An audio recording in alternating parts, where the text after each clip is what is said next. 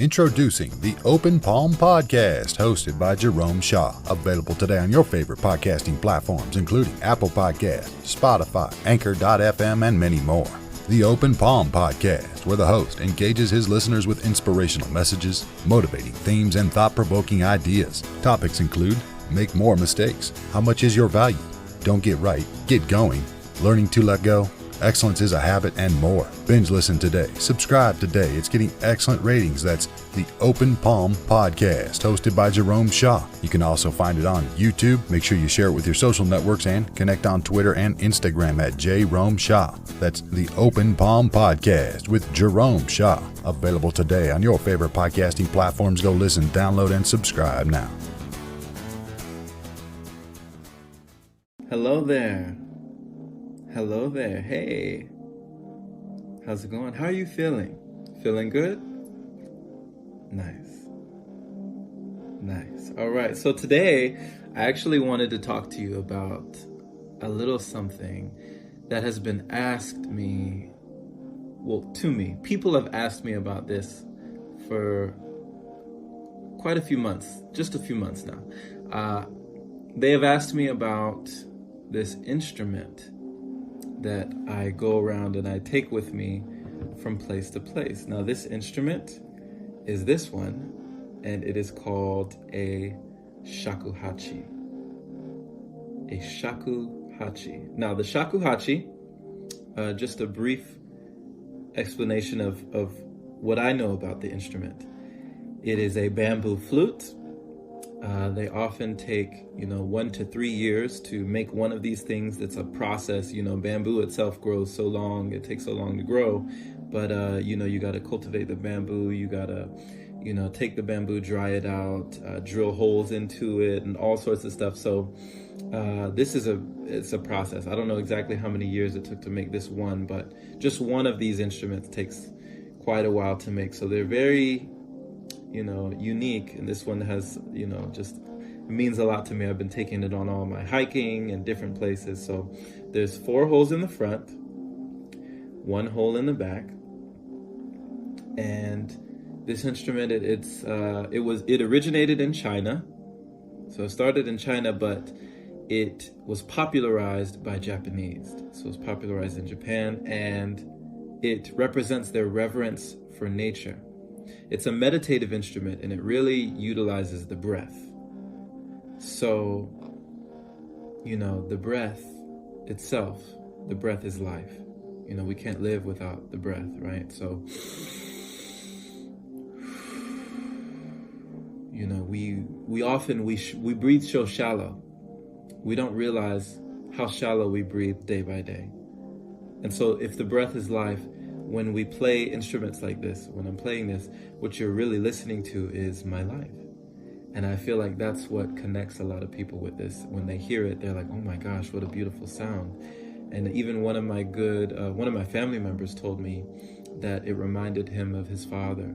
He said he felt like he was, and I've never heard anyone tell me this, he felt like he was crying through the instrument. He felt like he was crying through the shakuhachi. But that's what it was doing for him. So I just was like, wow, you know what? I was drawn to this for a reason. And I actually wanted to spill the beans on how I stumbled upon this. I was in a Goodwill. I go through a shopping. I get my clothes. It's no secret. I get a lot of the clothes that I wear from thrift shops. And I was in a Goodwill, and I looked, and I was actually just there for a piggy bank. I actually just wanted someplace to put my change. And I was looking for a piggy bank, and I found one. But then right before I left the aisle, I found something else. I seen this little small, it wasn't this one, but it was this small little skinny toy flute looking item. And I said, what? And I just looked at it. And I think I looked at it for about 2 minutes straight. I honestly think I looked at this instrument for like 2 minutes. And it was like when people say they go to a crystal shop, right? Like one of those metaphysical shops with crystals and different items and garments and different things that you wear. And they say that they feel like they were just drawn to this one. They were just drawn to it. For some reason, it called out to them. right? Some sort of artifact on the shelf, or some crystal, some fuchsite, or just different crystal on the shelf called out to them, and they felt like, this is the one I want. They moved their hand over and they said, this one wants me, or I want this one, and they picked it up and they bought it. It was like that. And this flute was literally for like $2.99. It's like $2. And it was made in China. And it even had a little inscription note on there with notes and stuff, but they were all in the other language. And so I couldn't interpret any of this. Now, the thing that got me going on this flute when I bought it for $2.99 at a Goodwill was when I took it to my car and I expected to play a note. I expected that sound was going to come out of this thing, right? And it was just a little toy flute, like a little toy. And so I took it, I positioned it, and I tried to play it. Nothing. When I tell you nothing, like just my air, just breath came out this instrument. Nothing came out. And it was like this for like the whole day. It got to the point where I thought the instrument was busted. I thought it was broken. I thought something was wrong with it. I said, what is wrong with this thing? I bought this thing. I mean, it was cheap anyway, so I'm not too mad. But I was like, what's wrong? Then I looked up YouTube videos and I looked up things online, because when I get interested in something, when something fascinates me, I just get into it.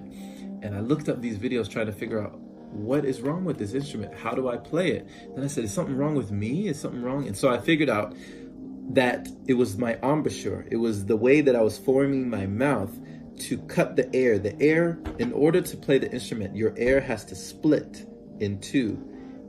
And that's how you play the instrument. Otherwise, you're just breathing into it and nothing is happening. You have to position it and position your mouth in a way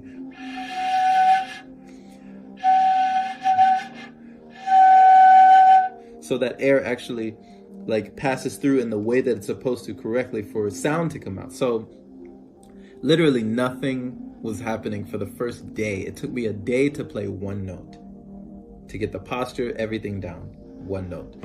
And so that hooked me. I was hooked. It's like one of my favorite video games of all time that I wish I could play right now, but I know I can't because I have so much work to do, is Dark Souls.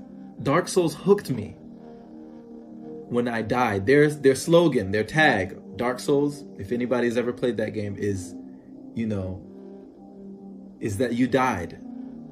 That you die and you die over and over and over again. It prides itself on being difficult, right? You see that thing, the big title on the screen, you died. Every time you die, you see the title, you died, like every time. And so I was one of the people that instead of saying, you know what, this game is stupid. This is stupid. Why am I wasting my time? Why am I doing this? This is stupid. This game is broken. Who would want to play this? No. I got obsessed. I had to beat it. I had to. I made it a mission of mine to beat this video game, and I beat it, and I did it. I played through the first, the second, and the third, and it was the most elating feeling. It was the most like victory, but the victory was so sweet because of the trial, because of the tribulation, because of the difficulty. That's what made it all the more sweeter. So this instrument was the equivalent of that. When I finally learned how to play it, when I finally had a note that I played, one note, and I learned how to breathe and how to control my breath in order to play one note, oh man, it was like victory. You couldn't tell me anything in that moment. You could not tell me anything. I was hooked. At a young age, I used to play piano. This was nothing like that.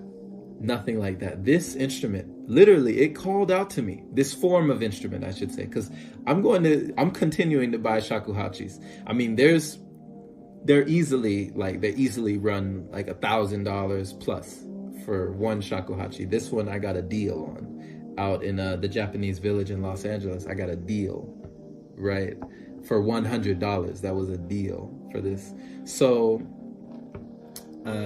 yeah, that was a steal, really. So they're easily $1,000. They're a form of, reverence for nature, and they cultivate your spirit. It's a meditative instrument that I use for meditation. So as I'm breathing, you have to breathe in a form of way to really play this instrument.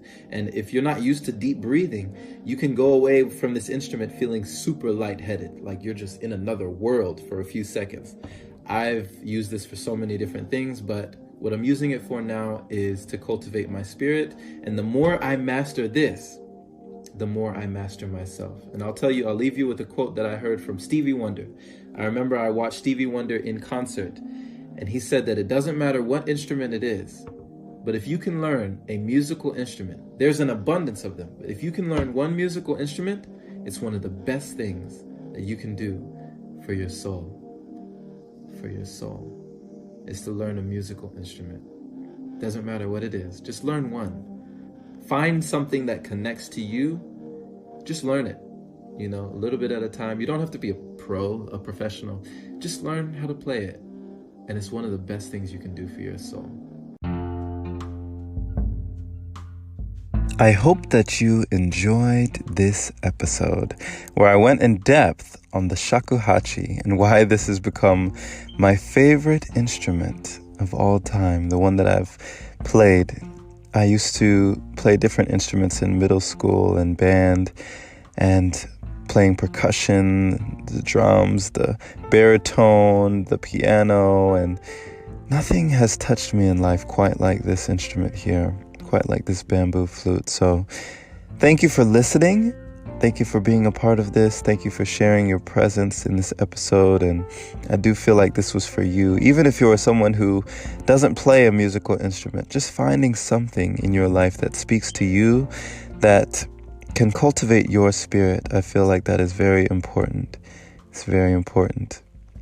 Share this episode with a like-minded individual who is learning and growing, becoming their greatest version. Pay it forward today, as I don't think these messages are heard often enough. People have asked how they can support the podcast. My friend, you can support it by becoming a supporter, opening your browser to anchor.fm/jshaw, and supporting it there is much appreciated. Thank you. Or you can also become a patron at patreon.com/Jerome Shaw. Be blessed, my friend. Have a wonderful and prosperous and productive day.